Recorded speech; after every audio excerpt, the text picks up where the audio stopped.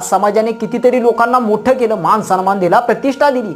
ज्या समाजाने घाम गाळला, हो रात्र कष्ट केलं आणि ह्यांना मोठं केलं, परंतु ह्यांना मोठेपण चालवता सुद्धा आलं नाही, टिकवता सुद्धा आलं नाही, हे दुर्दैवाचं आहे. आज ज्या समाजाने मोठं केलं त्यांच्यावरती अन्याय, अत्याचार, बलात्कार, आया बहिणींची आबरू लुटली जाते. त्यांना पोटभर अन्न नाही आहे, पाणी नाही आहे, आज खायला मुलांना योग्य शिक्षण नाही आहे, किंवा आज गोळीबारासारखा गंभीर प्रश्न या देशावरती उभा राहिला, तरीसुद्धा हे ज्यांना मोठं केलं ते लोक इतिहासाचा एखादा मुद्दा काढायचा, जनतेमध्ये जाती धर्मामध्ये झगडा लावायचा, द्वेष निर्माण करायचा, आणि ज्यांनी मोठं केलं त्यांच्यावरतीच भांडणं लावून कलमं लावायची, आणि ज्यांनी कष्ट करायचं ते जाऊन तुरुंगात राहायचं, आणि ज्यांना मोठं केलं त्यांनी प्रोटेक्शनमध्ये राहून मस्तपैकी मजा मारायची. परंतु जनतेने या अशा लोकांपासून सावध राहून आपल्या पोटा पाण्याची सोय करून आपलं जीवन कसं सोपं होईल ह्याचा विचार करावा मायबापू. परंतु अशा लोकांपासून वेळेत सावध राहा आणि अशा